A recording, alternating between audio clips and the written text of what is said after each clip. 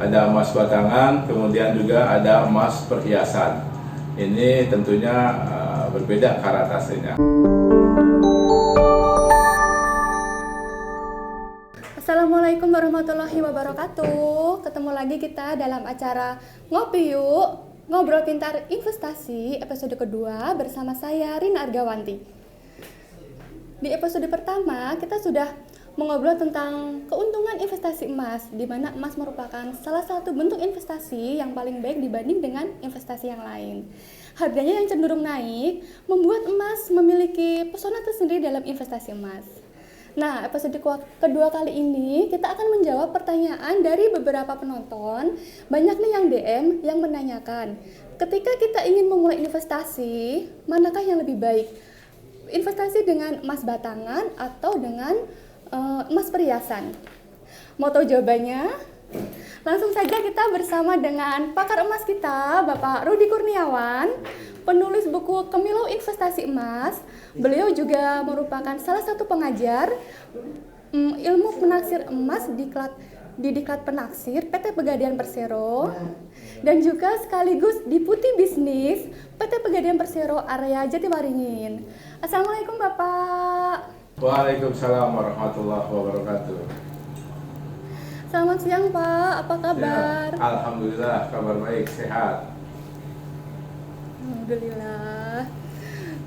Baik Pak, kita kembali lagi nih Pak dalam acara kita. Jadi kita kali ini akan membahas, intinya akan menjawab Pak pertanyaan dari para penonton nih Pak. Banyak yang menanyakan, ketika mereka sudah memantapkan hati untuk berinvestasi nih Pak, investasi emas, mereka tapi bingung Pak, milih antara emas batangan atau emas perhiasan. Oke, ya. Gitu Pak, baik. Baik Pak, kita mulai ya Pak ya. Siap, boleh. Pertanyaan pertama nih Pak. Ya. Sebelumnya saya penaksir di Pegadaian nih Pak. Jadi kalau untuk emas batangan, iya betul Pak. Jadi kalau untuk emas batangan itu kan taksirannya 24 karat ya Pak ya? Ya, terus untuk emas perhiasan itu biasanya berbagai macam karat Pak. Ada yang 10 karat, 14 karat, 18 karat. Nah Pak, Bapak nih sebagai ahlinya ilmu menaksir emas nih Pak, bisa dijelaskan nggak Pak kepada kita apa sih istilah karatase tersebut dan mengapa sih karatase emas perhiasan itu berbeda-beda? Oke, baik. Wah, ini pertanyaan sedikit pertanyaannya tapi jawabannya harus panjang ya, karena pengertiannya harus bisa ditangkap secara luas gitu ya. Baik, jadi ada emas batangan, ini saya kebetulan bawa contohnya ya. Ada emas batangan, kemudian juga ada emas perhiasan. Ini tentunya berbeda karatasenya ya. Baik, jadi yang disebut dengan emas batangan biasanya merupakan emas murni. Artinya memang ini disebut sebagai 100% kandungannya itu adalah emas ya. Emas murni 100% kandungannya adalah emas, tidak ada logam lain gitu kan, tidak tercampur dengan partikel lain ataupun bahan-bahan lain, maka yang disebut emas murni. Nah, 100% logam emas, kemurnian emas itu kemudian dideskripsikan dengan istilah karat. Oke, kan. Kemudian emas itu dideskripsikan dengan istilah karat. Ada tiga untuk mendeskripsikan istilah karat itu. Pertama dengan sistem 2 angka, yaitu ketika murni disebut dengan 24 karat.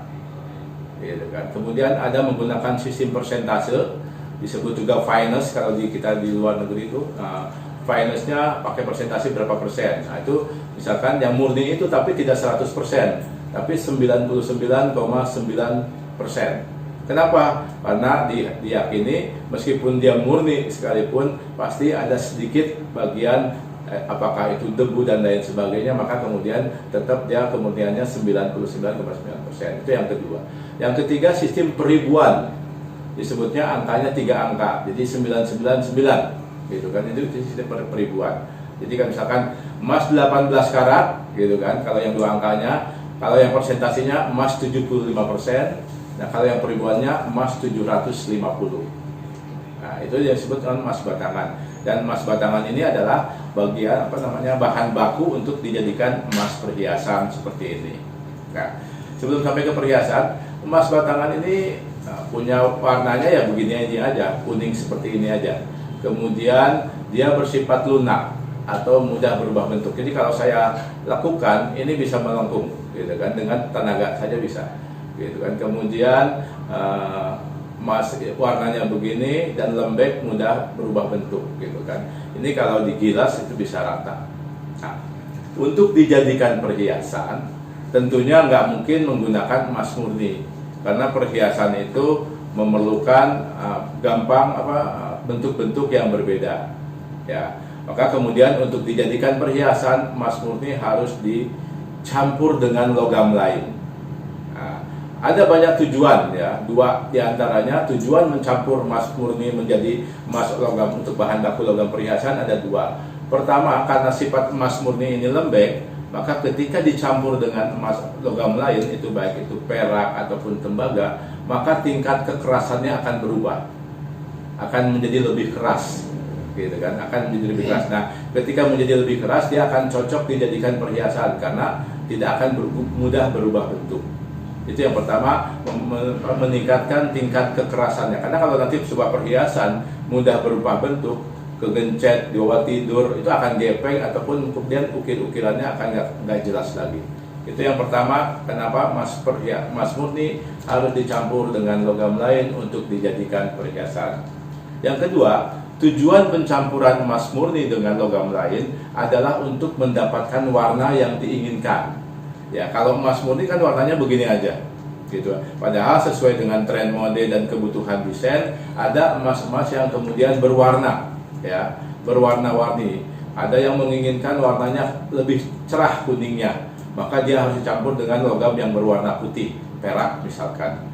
Atau ada perhiasan yang menginginkan warnanya lebih kemerahan, gitu kan, lebih gelap daripada warna ini, maka kemudian dicampur dengan logam tembaga, maka muncullah warna emas yang agak kemerahan, ya. Karena kita tahu perak itu warnanya putih, tembaga itu warnanya merah, maka ketika dicampurkan, nah, atau kombinasi emas murni campur perak campur tembaga dengan komposisi yang berbeda-beda, itu akan menghasilkan warna yang berbeda-beda, ya. Jadi emas murni emas batangan itu pastinya murni, ya, emas batangan bersertifikat tentunya. Kemudian emas perhiasan itu secara umum pastinya bukan emas murni.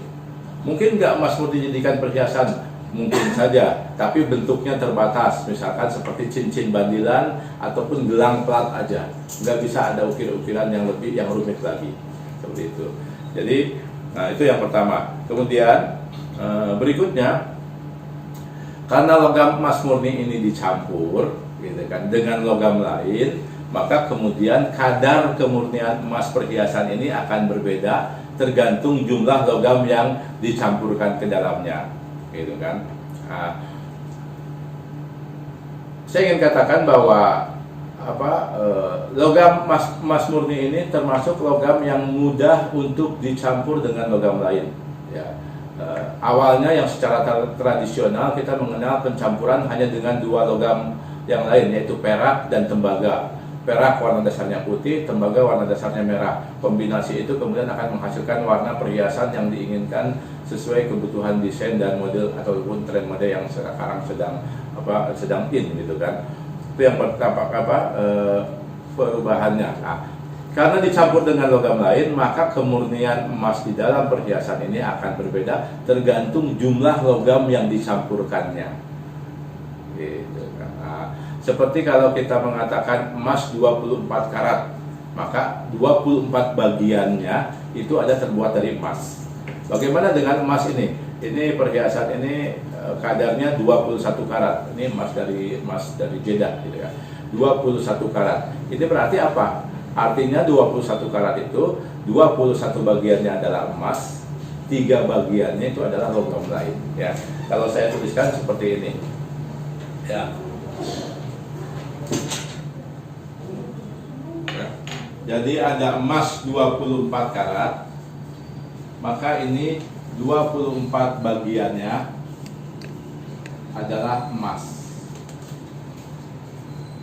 atau seluruhnya. Kalau pakai persentasi adalah emas 99,9. Kalau peribuan adalah emas 999. Ya. Kalau 18 karat, ya kan? 18 karat ini artinya 18 bagian adalah emas, 6 bagian yang lainnya adalah logam lain. Nah, maka ini totalnya adalah 24 juga. Ya. Cara tahunya dari mana ini 18 karat segini ya? Ini 18 ya. 18 per 24 itu sama dengan 75%. Maka 18 karat tadi disebutkan sebagai emas 75%. Nah, jadi makanya kemudian ketika makin banyak campurannya, tentunya kadarnya makin rendah. Ya, 50% emas, 50% perak misalkan, maka dia akan menjadi emas 12 karat. Seperti itu. Nah, makanya kemudian perhiasan ini makanya kemudian memiliki kadar yang berbeda-beda. Ya. Di negara-negara lain, itu negaranya menetapkan perhiasan yang beredar di sebuah negara itu ditentukan kadarnya sekian. Misalkan Amerika itu lebih menyukai harga emas 18 karat sama 14 karat. Ya, di Timur Tengah lebih menyukai emas kadar 21 karat atau 875 atau 87,5%. Gitu kan. Di Indonesia nggak ada ketentuan negara, maka kemudian emas yang beredar di Indonesia banyak berbagai macam. Banyak berbagai macam dan kadarnya tidak tentu, tergantung tokonya masing-masing. Sampai sekarang ini karena kemampuan daya beli masyarakat semakin rendah, maka ada emas 420. Nah, itu sudah kadarnya sangat lumayan rendah, di bawah 50%. Jadi kalau saya katakan itu bukan emas karena mayoritas 58%-nya adalah bukan emas. Tapi itulah yang dilakukan, yang ada di pasaran kita. Jadi ada emas 20 karat, ya 24 karat, 18 karat, ini menunjukkan kadar harganya. Maka kemudian disebutlah dengan istilah karat. Jadi karat itu menunjukkan tentang istilah nilai kandungan emas murni yang ada di dalam sebuah perhiasan.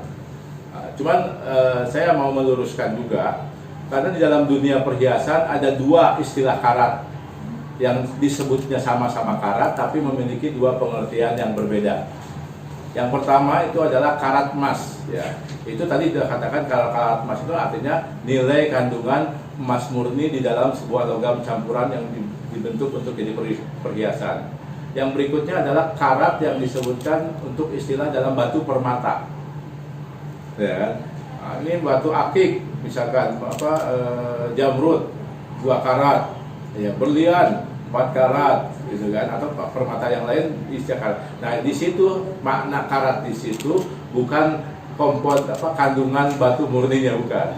Nah, karat di situ menunjukkan ukuran besar yang diidentikan dengan ukuran berat batu tersebut. 1 karat dalam istilah batu permata itu setara dengan 0,2 gram atau 200 mg.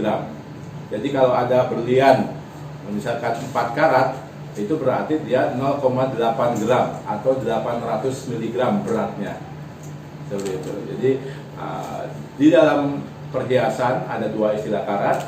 Karat untuk emas menunjukkan kadar emas murninya, kemudian di dalam batu permata menunjukkan ukuran besar. Semakin besar ya berarti disebutnya seperti itu. Itu Mbak, ya, tentang karat perhiasan dan logam mulia. Iya, berarti satu istilah karat bisa jadi beda pengertian ya Pak ya. Dia dalam dunia perhiasan menjadi dua pengertian. Oke, iya. Satu lagi mungkin yang saya perlu sampaikan tentang karat itu. Karat itu berasal dari kata karo, yaitu semacam biji-bijian dalam bentuk biji-biji polong gitu kan. Nah, kemudian setiap mata bijinya itu setiap mata bijinya itu konsisten beratnya 200 mg gitu kan. Jadi dulu biji karob itu dijadikan alat untuk timbangan karena bijinya konsisten beratnya 200 mg. Gitu kan. Nah, jadi istilah karet itu berasal dari kata karob. Gitu. Oke. Ya. Baik Pak, dari penjelasan Bapak tadi bahwa kalau kadar emas perhiasan itu akan berbeda ya Pak, tergantung dari kandungan emasnya. Iya. Nah, kalau begitu Pak, bagaimana cara menentukan harga emas perhiasan yang kadarnya itu berbeda-beda?